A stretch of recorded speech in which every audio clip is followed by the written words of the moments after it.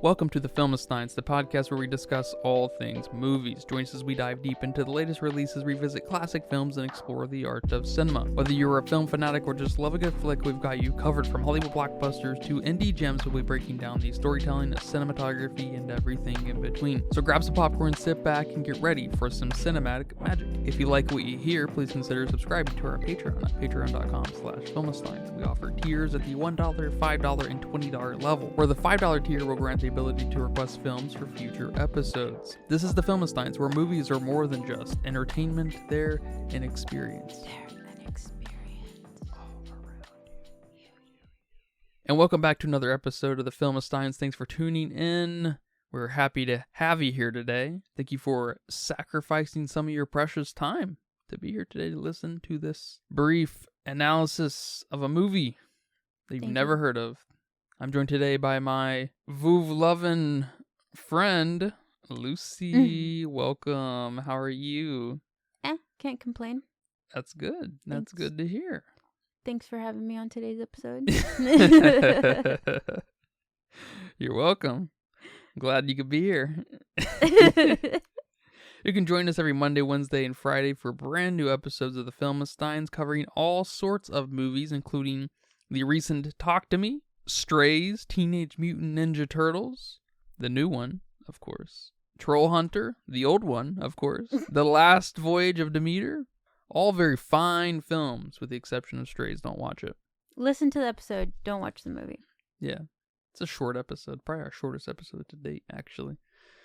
But yeah, man, thanks for being here today so we could discuss the sort of interesting film, Landscape with Invisible Hand. Directed by Cory Finley, of course. Written also by Cory Finley. Landscape with Invisible Hand. I hate the title. Title sucks. Title's weird. I don't like it. It doesn't jive with the movie. It doesn't do anything for me. I guess I like that the ending portrait that he's making, or the ending mural he's making, or whatever, that last shot is, it's titled Landscape with Invisible Hand, or whatever. That's fun and everything.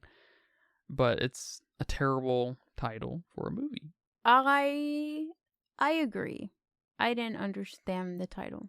Just besides that, at the end, where I saw it. Oh, there's the title. Still don't know what it means. So, did we or did we not like the movie? We love the movie. No, I think you did not like the movie.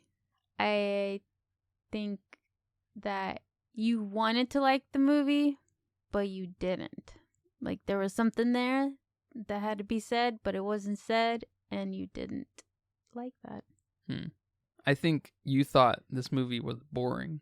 Oh, interesting. And that's what I think. Okay.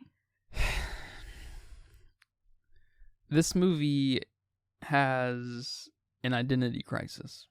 Yes. This movie did have a lot to say, or it had a lot it wanted to say, but didn't know how to say anything. And that's a problem a lot of us suffer from. It's hard. You feel these feelings, right? Mm-hmm. But you have a hard time becoming lucid about it. You know, that's like, it's just the whole kind of nature of lucidness. That's why we call it lucid dreaming, because you're kind of putting some order to something very out of control and chaotic as a dream. That's why we call it lucid dreaming, right? This movie had a hard time becoming lucid, I think. And it obviously suffers in a major way from it, because nothing happens. Movie doesn't go anywhere. Doesn't fucking have anything to actually say. I think it's mostly making fun of classism. But I'm not 100% certain about that. That's just the feeling I get. But what are some of your high level of thoughts? There were no high level thoughts here. I definitely agree with you that this movie had a lot to say.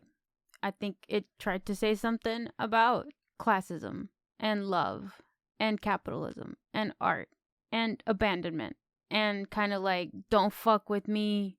You know, I forgot that I was a badass, and boundaries, and just, you know, content creators. Like it was everywhere. And censorship And and yes. gentrification. The list goes on and on. Yes, it was way too much. And I was trying to figure it out the whole movie, like what it was trying to say. And, I don't particularly want that when I watch a movie. I don't want to be trying to figure it out the whole time. Not from a, like, structural standpoint. Yes. Yes. Not like that. But I will say that I was not bored watching this. I liked a lot of things that happened here just from a filmmaking view, I guess. Your plot was awful. Your story was awful. Even some of your characters' performance, awful. Who's the worst? God, I don't know. I think definitely the mom and the dad, Mr. Marsh. You didn't like them? No. I think they were the good ones. Oh, you think they were the good ones? Oh, okay. Performance-wise. Yeah. But probably our main dude and Chloe. Oh, you think they were the worst? I think they were the worst. I thought Chloe's brother, Hunter, was... He's there too. So fucking terrible. I was just Yes. like, what? It's just, don't even have this character here. Although his character does help facilitate the best performative piece that we get in the whole movie, and that's when the two parents, the dad's like, don't disrespect don't disrespect me like that in front of my son, kind of thing. That was, I feel like, the most interesting performative piece we got. See, and I didn't put him that low because he made me angry. So at least he got a feeling out of me. He kind of pissed me off. So, hey, you got something out of me, I guess. But other than that, there weren't any great performances here. But I liked our aliens here. The Vovs. I really liked how they looked. I thought they looked so fucking awesome. I thought they looked like a chewed up piece of gum that you tried to shape back into its original square or rectangle looking thing and stuck some legs on it. I love that they had their own language. I liked how shitty the props looked. Like the thingy that went on their head. I don't know what that thing was called. I liked that. I liked that one of them came back to be the dad, to be the father, and he just watched TV and kind of picked up some of our mannerisms from watching TV and try to replicate some of that. I really enjoyed that. And just some of that dynamic between both families here, just I really hated it, but not hated it in a way that, oh, it shouldn't have been done. Just hated it that it made me mad, and it made me just mad in the situation that they were both in and how they just handled the whole thing. So, I wasn't bored. All right. Okay. I was off base. You were not bored. No. But did I like it? I don't think so. Yeah, it sounds like it was okay. Yeah. Yeah. I mean, I'm mostly there with you. Did I like it? I mean, I like a lot. There's a lot I like about it, but I don't like it as, like, it is a working piece. Yes. There's a lot of interesting, threads, like we've said, that it kind of starts to open up, and nothing goes anywhere. It's like we start with a character who is going to school, befriends the new girl. They think they can start this business together, basically, and they also kind of simultaneously fall in love, but not really, and that doesn't really go anywhere. Mm-hmm. And we end on our character is actually a conflicted artist who is offered a job, basically, to commoditize his art, but realizes that there's going to be a gentrification that happens with his art. Yeah. And that, okay, all right. All right. There's a lot of A, B, C, D, E, F, G's in here. There's not a proper kind of A, B, C here. You know what I mean? Yeah, it's everything that went on in the movie didn't lead us to this point. This point could have been made without half the shit that went on in this movie. It kind of reminded me of that movie with Andrew Garfield. I think it's called Underneath Silver Lake, which is a great movie. And it shares kind of similar qualities in that what are all these kind of pieces adding up to? But that's kind of the important part of that film, where you read into things so much that they have connective meaning with each other, Mm-hmm. but they don't. everything's, all these things are happening independent of one another. There's not, this overarching kind of conspiratorial thing happening. And that's, one reason I love that movie a lot. And Andrew Garfield's great. And we have something similar happening here, but there's not, it's just like a bunch of bits kind of stitched together that don't add anything. Because the difference with Andrew Garfield's movie is it's just Andrew Garfield experiencing this and kind of having these like what the fuck moments over and over again. Here we almost have a change of main characters in the middle of the movie with his mom. Yep. It's weird. It's off, and it's really not good. It's not. Yeah. His mom's good, but the storytelling here is borderline bad, and I hate to say that because there is a lot of fun in this movie. Yes, and I hate that. I hate that too. Yeah. This movie it just gave me the same vibes as Smoking Causes Coughing. The Quentin Dupieux movie. Sure, yeah. If you say so. That's the director. Yeah. I didn't remember that. That's my boy. It just gave me those same vibes, although I honestly don't know which one I like better.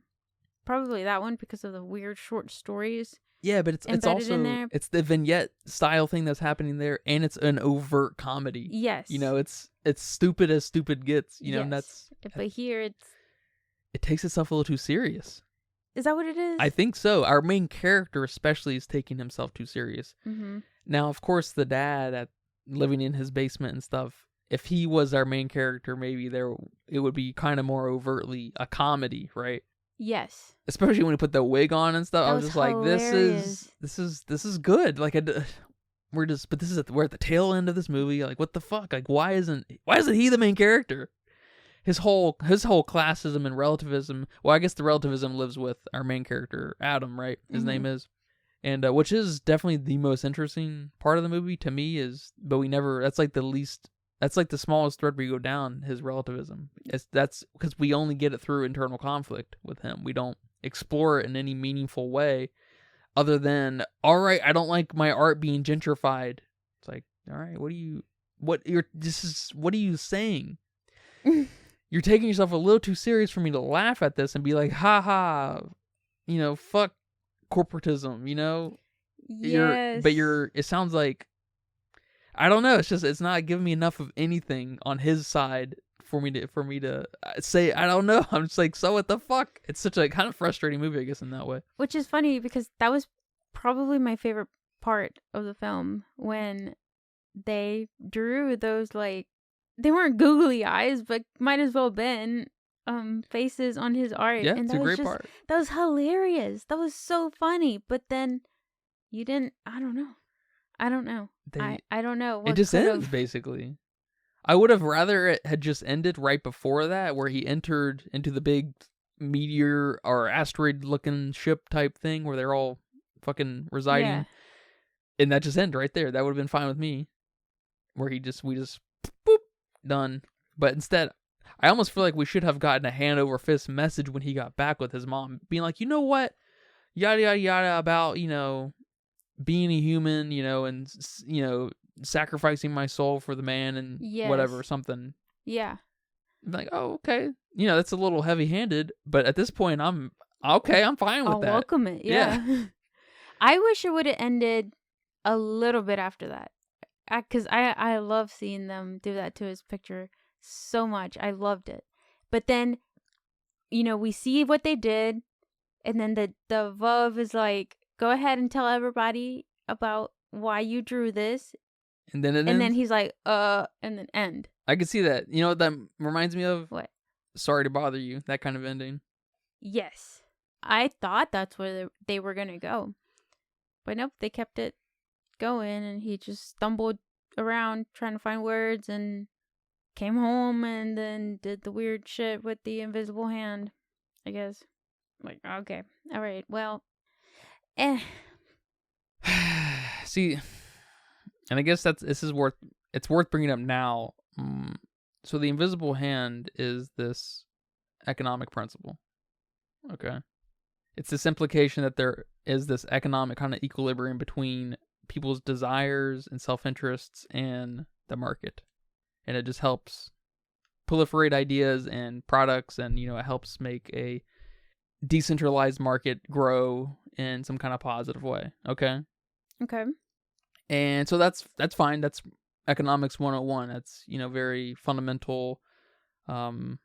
So walking into this movie, I thought it was going to be a little bit more about how capitalism is bad, how capitalism is oppressive.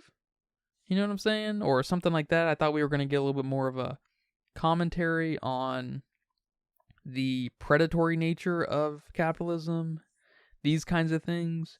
You feel me? Yes. Do you feel like we got any kind of adequate amount of capitalistic commentary at all? I think we did, but maybe not in a great way. I guess just them being down there, the poor people, while all the rich people went up it was in space. It was in... It's like just above? Yeah, just the above. And we got just, I guess, a tiny glimpse of it with the neurosurgeon that was driving them. I feel like an important part that's missing here is the actual industry, because yes, he got offered $2 million or something to paint these paintings, right, so they could alter them. And yes, this neurosurgeon's making, 10 times the monies he was making as a neurosurgeon, something like that. By what means? These things, there has to be industry for money to be sustainable. And it seems like they print everything, and so that's going to inherently kind of depreciate any kind of money system. So what's the problem? Why don't the people just continue living their life and find a new elite 1% of people? I feel like the people left behind are nothing's going to change. If the 1% is just gone overnight and is sent to the above floating island, nothing is going to change. Then there's just going to be a new 1%, new elite, new creative kind of movement kind of taking over. Like, I don't unless the earth is dying. I didn't get that. We did get a little bit about, humans, they were this organism that would manipulate their planet and where they live into things they want and need. But I don't think we got that the earth is dying, so aliens are here to save us.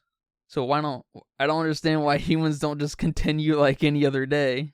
They're not being oppressed, obviously. They can just reinvent the concept of money, because obviously if everyone's rich up there, right, and everything's printed, there really is no concept of money. If everyone's a billionaire, it's like all of a sudden no one's actually a billionaire kind of thing. Yeah, that was weird. It's like half the world is missing. That we need that half to understand the big picture here, what you're trying to say. But I don't know, because we have that whole scene where the teacher kills himself, which in retrospect doesn't seem very fitting for this movie.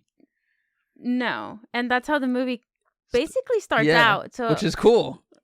Yes, I did like that. Yes, and I didn't know we were in for that kind of movie, but then we weren't in that kind of movie, and I was like, "What is going on?" That was our first left turn. Yes, and then we made a right turn, and then a left and right and left. It's just like, where are we going? So they're kind of being oppressed because now they're not even letting teachers or human teachers educate kids, I guess. But they just open up your other school. One of his drawings was called Occupy. Yeah, implying that this is an oppressive... Yes, but that's it. That's all we got. Yeah. We didn't get anything else. Boop. Like you said, why didn't you just move to the next town? And then I didn't understand that how the girl's family didn't have... So are there no jobs? I don't know. I agree. We're missing something there. And that's funny with the... Yeah, I don't know. I can't tell you because it's not there. They don't give us quite enough, I feel like. And then that weird thing with the dad. And it would have been okay if it was just a little bit more overtly funny, or trying to be. But our main character takes himself way too fucking serious. Yeah, because I loved when the dad saw that Vov thing on top of his wife, sleeping there like your cat sleeps on top of you. I thought that was hilarious. So just go that way. Go the funny route. You're already halfway there. I've already halfway laughed through this whole film. I don't know what to tell you, man. I don't know. I don't know what to tell you. It was just weird. It was just like a soup of concepts, right? There's no body to it or something. It was like a leftover casserole. It all just molded together. Yes. It's like there's no fucking like there's no beginning and ends of anything. It just all just blends together, and you're just like, what is going on? Yeah, one of my favorite parts of the movie. I probably had 3 favorite parts, maybe 4, like parts I really liked. You know, the end. Mm-hmm. That would have been a great ending, actually. Now that you say that, where just we get a close up and he's just like, end. Yes. That would have been great. That would have been great. And then I like the mom and dad altercation that happens when he's there on the computer. Oh, that's a great. I think that's performance wise. I do think that's very easily the best of the whole movie. But I also liked when Chloe and Adam were trying to sell these knickknacks that they've scavenged and stuff, and then someone's, looking at them, and then they're like, if you don't got any money, get out of the way for our other customers, and he's like, what other customers? What other customers? It's like, okay, there's a little something about the market, right? I'm just like, I'm not sure. I'm not sure what's going on here. Though, is there a meta commentary here trying to say that these aliens, the Vov, are China coming to the United States and kind of displacing, the housing market and the electronics market? Not deep enough, is it? The movie? No way. Because the alien thing can imply non-United States, non-wherever the film's made, kind of thing. So, but yeah, not quite right. No. I mean, it is a movie I do want to like a little bit more because it taps into some things, but it's just so almost skit-wise pieced together, and it's having a hard time kind of weeding through it. Yeah, it's funny that you said that. In the beginning of the episode, you said that he felt something and he was trying to say it, which is funny because that's what our main character did here with his mural. That he didn't really have anything to say. He was just painting his feelings. So maybe that's what our director did here. Which, I guess it's based off a book. So maybe he read the book, felt some sort of way, but didn't know how to... And boom. It's really meta on like a really personal level. Which, that you can't do that with film, dude. Sorry, but you can't. Unless it's your own personal movie for yourself. Then alright. Like, M. Night's... Lady in the Water.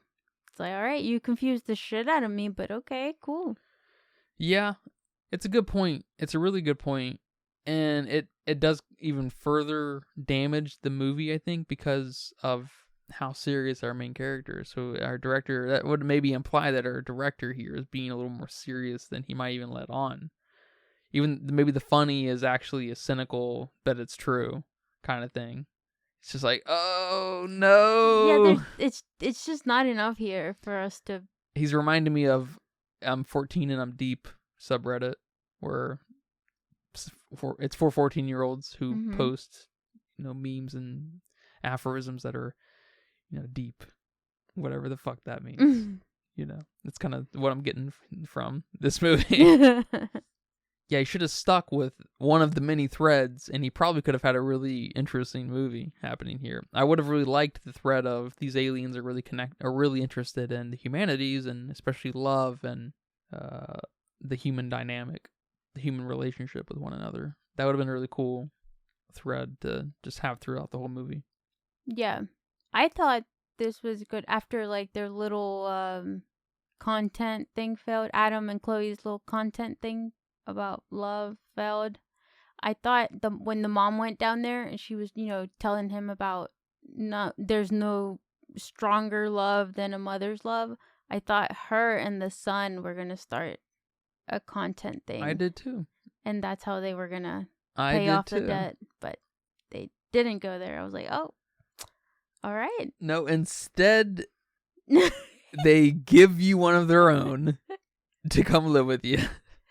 And you get married. And you get married, and that's fine and all, but it's just like, what?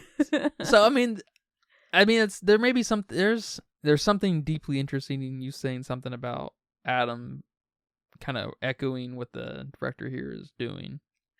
I think there is a almost cry for there's just too much going on in the world to put it into any singular medium or project or piece of art for it to really have any kind of coherency. So there's like almost this cry for help on like an existential species level that we're just too much. We need I don't. It's a little melodramatic, dude, but that's fine, I guess. And it's also funny that he wrote and directed this film, because most of the time when they write it and direct it, we have something very cohesive, and that wasn't the case here. But it sounds like that might be part of the point. I don't know what that God ultimate damn. point is. Yeah, Now you've done it. Cory Finley. You've opened up the Pandora's box in this movie. Now that you've legitimized it. To be honest, it's a pretty cute movie to just watch and to have fun with, and just be like, to see the vubs. They're weird and they move weird, and it's like an icebreaker movie. Maybe you're chilling with somebody. It's good. Yeah, it's a good movie to whip out like that. Not too weird, but it's just weird enough. Be like, for that friend to be like, that was interesting. What else you got? I got way more better. I got way better movies than this one. Come on. Like, I was just testing you. Yeah, you pass. Now I can pull out the Beau's Afraid and shit, and House of a Thousand Corpses. Where did you find this film? That's a good question. I believe I saw a trailer, like thumbnail, on one of the YouTube channels that I subscribed for. Mm-hmm. It's a trailer channel, like Rotten Tomatoes or whatever. I'm not sure if it's them or not. And you're taking a shit. All right. And you're on your phone. Okay. And I have a tendency to like watch movies without sound. You know how they play automatically when you scroll past them on YouTube.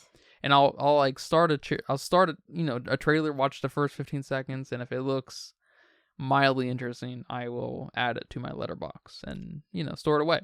All right.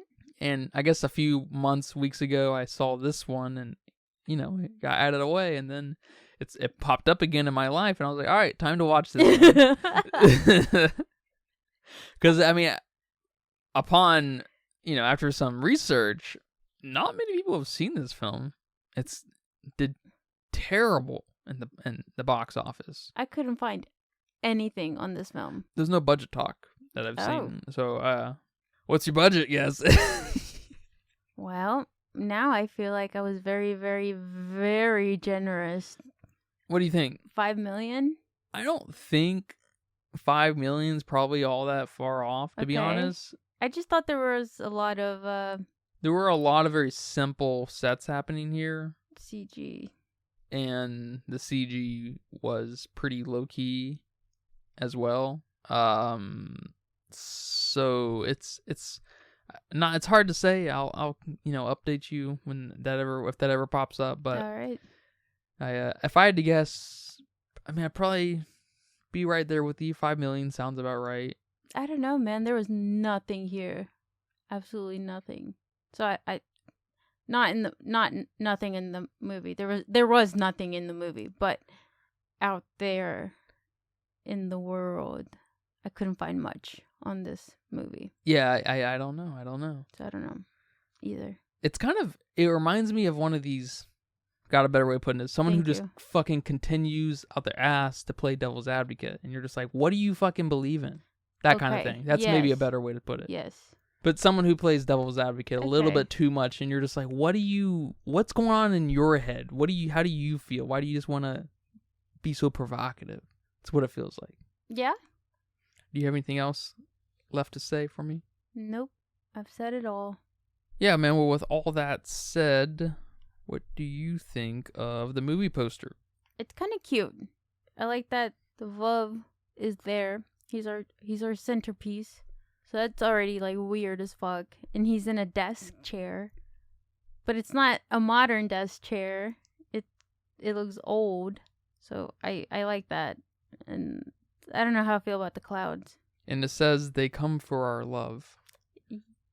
Yeah.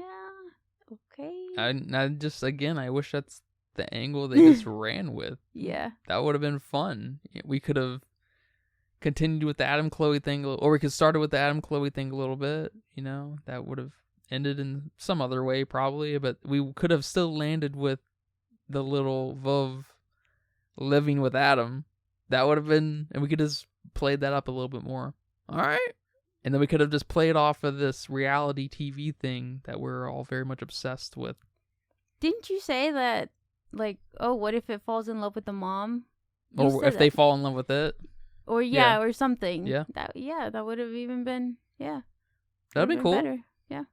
And you still could have maybe had this commentary on falling in love with your oppressor type thing. You know, that could have played a role, you know, instead of having this, the corporatism and the capitalism, and it's just the commentary that's just requires its own movie for, you know, or its own book on, you know. It's this was not the place, I guess, for it. It's just a little unfortunate because I think it had some potential, just like so many other movies. Yeah, I definitely think I had potential, especially to take it more comedic, because there were definitely some parts where you had me cracking up. Missed opportunity. Yeah, it's unfortunate. Yeah, well, hate to see it fail so miserably, but it looks like it has gone on to make $203,000. Ooh. And this movie, I can guarantee you, costs more than that to make. Dang. So this movie's not doing good. Yeah, I mean, like you were saying, I don't know how I really even found out about it. I'll have to go back to that video and try to find that trailer or a trailer and see how many views that it's got. Just to see. Yeah, that'd be a good idea. It's just funny that when you put this movie on, you said we were watching the happy one. That's right. I gave you the choice between the happy one and I think like the social commentary one. Yeah. The one I had to really pay attention. Yeah. And then the teacher gets shot, and it's like, all right. I thought this was going to go down the happier route. Not happy right now. And I guess it could have been if it went through the love route and these aliens trying to get a grasp on the humanities thing, and, you know, and they, that could have been cute. It's cute, sort of, anyways, but it could have been actually good, I think, and cute in that way. But yeah, it's just unfortunate. It's unfortunate. Just so you know, Cory Finley is the guy who directed Thoroughbreds, the horse girls where they kill their... Oh. Yeah. Yeah, I barely remember that movie. Yeah, me too. But I think I like this better, but I'm not sure. I don't even know. I don't remember. But yeah, man, thank you for watching this film with me. Thank you. Thank you for discussing this film with me today. You're welcome. And thank you guys for listening to this episode of the Filmsteins and joining us here today. We've had a good time discussing this niche film. Is this niche? This is definitely niche. Okay. You can join us every Monday, Wednesday, and Friday for new episodes covering movies just like this one or much better ones, but or different ones, blockbusters, indies. You know the intro. Thank you. Until next time, take care. Bye-bye. Bye-bye. And that's a wrap for today's episode of the Filmsteins. Thanks for tuning in and joining us on our cinematic journey. We hope you enjoyed our discussion and gained some new insights and perspectives on the world of movies. Don't forget to subscribe to our podcast on your favorite platform, especially Patreon, and follow us on social media for more film-related content. We love hearing from our listeners, so if you have any feedback, suggestions, movie recommendations, or book recommendations, please feel free to reach out to us. Until next time, keep watching and keep loving the magic of movies. This is the Filmsteins, signing off.